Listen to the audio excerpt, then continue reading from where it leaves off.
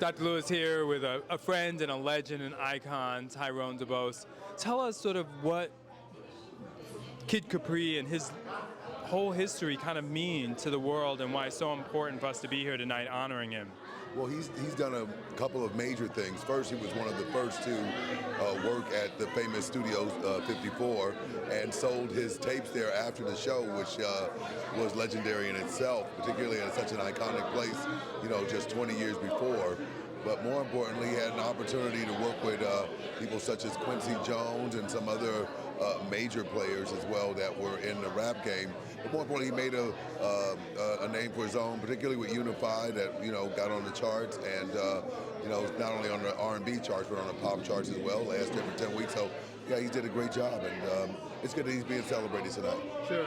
You have such a legendary voice, and it's so soothing and so heartwarming, and yet also just have such this musical range. Tell us sort of where that inspiration came from to not only marry sort of your love of public speaking, but really just also your love of music.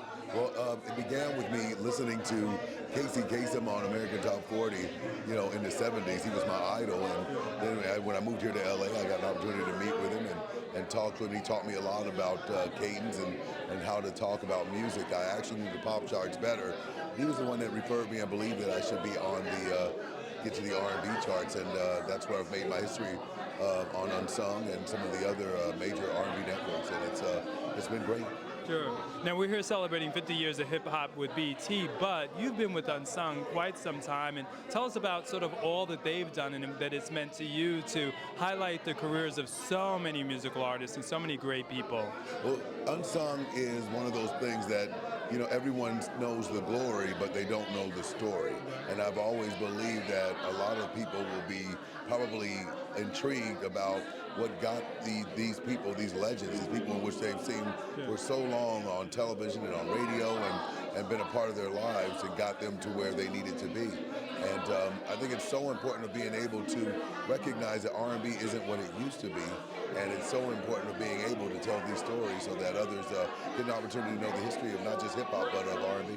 Sure. Back to BET, with this being such a big weekend, what are some of those types of things that you look forward to hearing or seeing, or artists that really mean a lot to you, or just sort of the importance of the event overall? Because sometimes in the fanfare, some of the history and the true meaning can get lost. I do believe that a lot of the history has gotten lost for so long. R&B has changed in many different ways. I was just had an interview earlier where the last #1 R&B song on the chart was in 2004. It reached #1, and we haven't had an R&B artist or an R&B group since #1 or had a Grammy Award winner in years.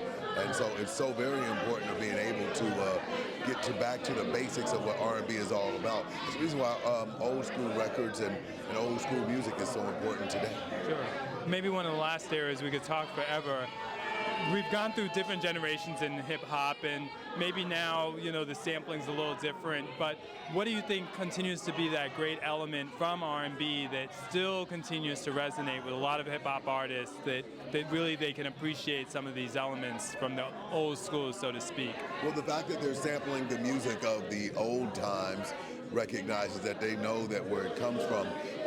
Like, for example, the #1 song that Tupac had with How Do You Want It, for example, was actually a song from 1974 with Body from Quincy Jones. And there's so many different elements of hip-hop that really belong to R&B. It's just a new phase. But the hope is that somehow or another that it has a tendency to come back around again. And that's what people are looking for. Absolutely. Thanks so much for joining us. You're always such a wealth of knowledge, always so pleasant to talk to, and it's just a pleasure to know you. Thank you. I'm very honored. Sure. Thank you.